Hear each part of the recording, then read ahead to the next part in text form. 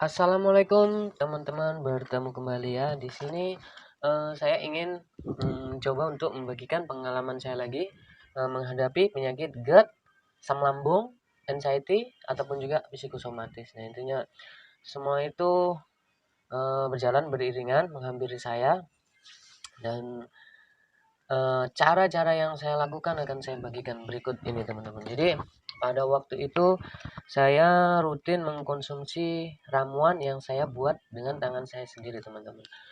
Bukan karena saya tahu ataupun saya apa ya, bukan karena saya pintar atau apa, karena saya waktu itu merasa sudah sangat lelah sekali teman-teman. Sudah lama sekali saya menderita penyakit GERD anxiety ini, dan waktu itu posisi saya juga masih usia anak-anak teman-teman. Jadi pada waktu itu saya mencoba untuk melihat ke arah herbal, maksudnya ke apa ya, tanaman-tanaman di sekeliling kita.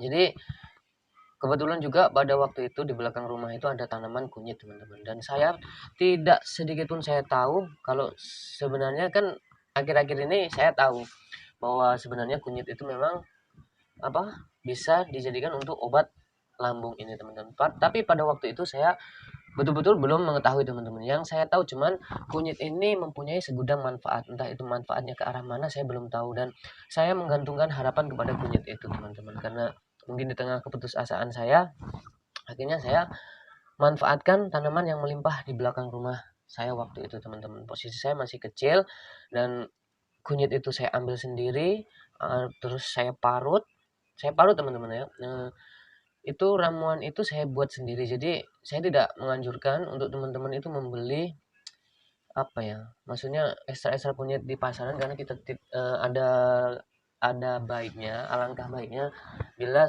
ramuan itu kita buat sendiri. Jadi kita tahu apa yang terkandung di dalamnya itu teman-teman. Jadi prosesnya seperti ini teman-teman. Saya ambil kunyit, habis itu saya kupas, saya bersihkan, kemudian saya parut kira-kira sekitar 10 ruas lah, parut kan. Habis itu diperas, diambil, ditambah air lah, intinya tambah air, habis itu diperas, jadikan satu gelas, kemudian ditambahin jeruk nipis, nah kemudian ditambah gula sedikit teman-teman. Dan itu saya konsumsi setiap pagi teman-teman, dan alhamdulillah, tapi dengan keyakinan teman-teman ya, pada saat saya minum ini, perasaan saya yakin sekali saya akan sembuh dengan ini, saya akan sembuh dengan ini, saya akan sembuh dengan ini, karena ini menyehatkan. Orang sehat aja minum kunyit. Nah, di situ keyakinan saya teman-teman. Akhirnya saya minum itu ramuan itu setiap pagi teman-teman. Jadi bahannya kunyit, jeruk nipis, bisa ditambah gula sedikit aja. Kalau enggak pakai gula tambah bagus teman-teman. Tapi pada saat itu saya menggunakan gula sedikit teman-teman. Dan itu saya konsumsi setiap pagi, berjalan sekitar 15 harian kalau enggak salah itu teman-teman, 15 harian, dan saya betul saja saya langsung membaik. Tapi ya saya enggak tahu, intinya semua itu saling mendukung teman-teman, antara semangat, yakin, keyakinan, karena saya pada waktu itu saya sangat yakin dengan mengkonsumsi ramuan itu saya akan sembuh. Nah, dan akhirnya betul-betul membaik teman-teman. Dan tapi perlu diingat teman-teman ya, ini yang perlu digarisbawahi yang saya dulu tidak pernah tahu teman-teman. Jadi pada saat kita memutuskan untuk mengkonsumsi ramuan kunyit ini, wajib ini tolong dicatat teman-teman ya, wajib kita kontrol HB kita. Jadi kita konsumsi kunyit itu secara rutin, tapi kita harus juga kontrol HB kita. Kita periksakan HB kita. Sekarang di apotek kan banyak itu teman-teman ya. Nggak sulit sekarang mau periksa darah, periksa. Intinya cek HB teman-teman. Karena saya tidak tahu mitos atau fakta katanya kunyit itu bisa menurunkan HB. Tapi yang terjadi dalam diri saya memang betul teman-teman. Ketika saya rutin mengkonsumsi kunyit, HB saya turun. Kadang kalau saya sampai rutin itu, keseringan itu kadang-kadang turunnya sampai 9 teman-teman. Padahal HB untuk laki-laki itu kan harusnya di atas 14 teman-teman ya. Intinya 14 lah, mungkin sekitar itu yang saya tahu seperti itu. Dan itu berarti kita harus kurangi lagi jumlah konsumsi kita. Ya memang bagus teman-teman, tapi ada efek sampingnya. Dan itu jangan sampai dilewatkan teman-teman.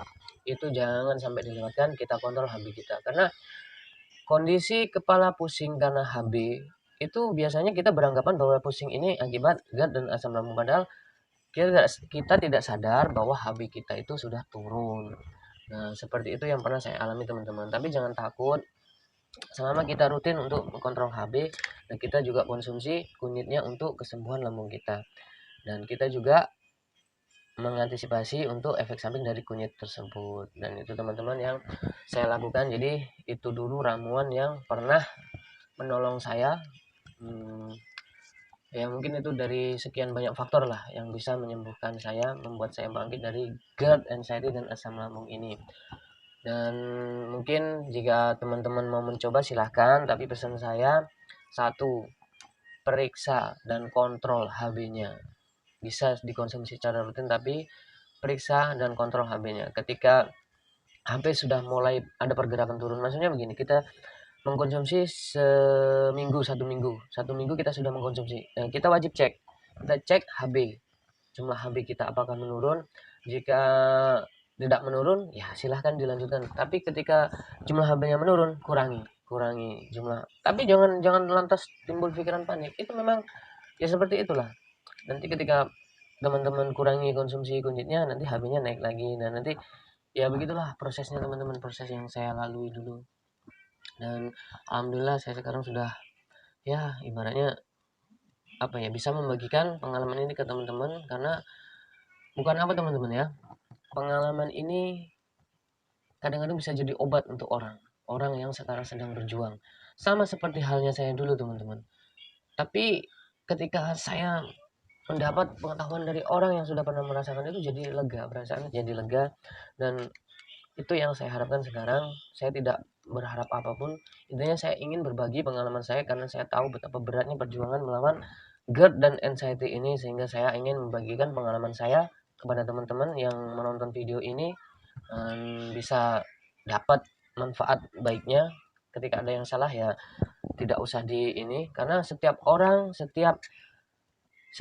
itu punya gejala masing-masing dan punya pantangan makanan masing-masing. Contohnya begini teman-teman, kadang misalkan saya dan teman saya ini sama-sama penderita GERD. Kadang saya cocok makan pisang. Nah, teman saya ketika aku makan pisang, naik asam lambungnya. Jadi, menurut saya, ini bukan menurut medis teman-teman ya. Menurut saya, setiap orang itu punya pantangan makanan masing-masing teman-teman. Kadang kita cocok di putih telur, tapi tidak dengan orang lain. Kadang kita cocok di jeruk nipis, tapi tidak dengan orang lain. Kadang kita cocok di kunyit, tapi tidak dengan orang lain. Seperti itu teman-teman. Tapi jangan, maksudnya ya intinya kita saling sharing aja, dan semua itu memang ya begitulah liku-likunya GERD, anxiety, dan psikosomatis ini teman-teman. Jangan dibawa cemas, usahakan perasaan tetap happy teman-teman ya. Dan mungkin sekian dulu dari saya, yang intinya itu yang ingin saya bagikan ramuan pada saat saya berjuang melawan GERD dan anxiety dulu. Satu-satunya ramuan yang paling sering saya konsumsi yaitu kunyit, jeruk nipis, tambah gula sedikit. Tanpa gula lebih baik. Nah, mungkin sekian video dari saya teman-teman. Di kesempatan yang lain saya akan membagikan pengalaman saya tentang GERD dan anxiety ini teman-teman. Ya mungkin sekian. Assalamualaikum warahmatullahi wabarakatuh teman-teman.